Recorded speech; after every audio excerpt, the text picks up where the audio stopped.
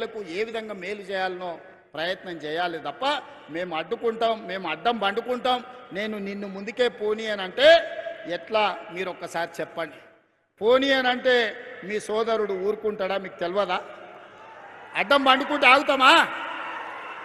ఈడు ఉన్నోళ్ళని అడుగుతున్నా, ఒకవేళ అడ్డం పడుకుంటే ఆగుతామా? 20 నాడు అడ్డం బండుకున్నారు కదా, అడ్డం బండుకుంటే దాటుకొని రాలేదా? ఇవాళ ముఖ్యమంత్రి అయి సిద్దిపేటకు రాలేదా? వస్తాం కదా. మీరు అండగుంటేదో పెద్ద సమస్యనా? ఇవాళ కూడా నేను చెప్తున్నా, మళ్ళా 29లో వస్తాం, సిద్దిపేటలో సమావేశం పెడతాం, సిద్దిపేట నుంచి గెలిచినోని మంత్రిని చేసి ఈ ప్రాంత అభివృద్ధికి అవసరమైన నిధులు ఇస్తాం.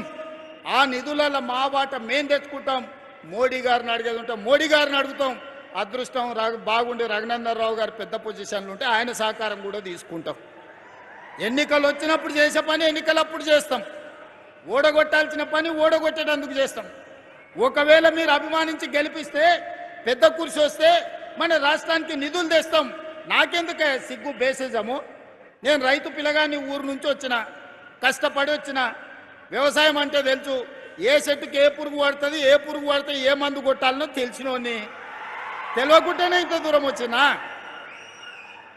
ఏ చెట్టుకి ఏ పురుగు పట్టినా పురుగును వదిలిచ్చే తెలివితేటలు మీరిచ్చిండ్రు, దేవుడు ఆశీర్వదించిండ్రు. ఏ దానికి కూడా ఎవరు వెనక ముందు ఆలోచన చెయ్యకండి. ఈ ప్రాంతాన్ని అభివృద్ధి చేసుకుందాం. మా అధికారులకు సూచన చేస్తున్నా, సిద్దిపేటను ఏ మాత్రం వివక్ష వహించకండి, చూడకండి. సిద్దిపేట ప్రాంతానికి అభివృద్ధి నిధులు ఇవ్వండి. మిగతా నియోజకవర్గాలను ఏ విధంగా చూసుకుంటున్నామో సిద్దిపేట పట్ల ఎలాంటి వివక్ష చూపించాల్సిన అవసరం లేదు. ఇది తెలంగాణలో ఉన్న శాసనసభ నియోజకవర్గం. 119 శాసనసభ నియోజకవర్గాలను సమాన దృష్టితో చూస్తాం. మాలాకటి వెనకబడ్డోళ్ళము, ఆకలైనోళ్ళము, ఒంటిపూట తిన్నోళ్ళము, ఓ బుక్క ఎక్కువ తింటే మీరు కూడా అయ్యే ఇన్ని రోజులు ఉపాసం పండి ఇప్పుడు ఓ బుక్క తింటుండని మీరు కూడా జర్ర చూసి చూడనట్టు ఉండరు. ఎందుకంటే మేము జొన్న రొట్టెలు కందిపప్పు తిని బతికినోళ్ళం. ఇప్పుడే జర తెల్లపువ్వ తిని చికెన్ మటన్ తినే కాడికి వచ్చిన జర ఆకలి ఉంటుంది. కొడంగల్కు నిధులు ఇస్తున్నా అంటే మరి నేను ముఖ్యమంత్రి అయినా అడగరా? ఊరికి పోతే అడగరా? ఏం తెస్తావు అన్నా, నిన్ను ముఖ్యమంత్రిని చేస్తే మరి ఏమన్నా తెచ్చినావంటే నేను ఏమన్నా చెప్పాలి కదా.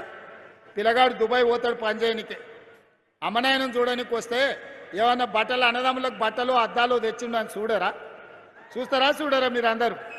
గట్లనే మరి పిల్లగాడు ఉపయోగపడి బయటకు పోయి ఎదిగిండు అని అంటే ఆడ నుంచి ఏదన్నా ఆశిస్తారు. ఏమన్నా చేసినా కానీ మీకు అన్యాయం చెయ్యను. మనందరం కలిసి బాగా పనిచేసుకుందాం. మీరందరూ అండగా నిలబడండి. ఈరోజు రైతు భరోసాలో భాగంగా దాదాపుగా 3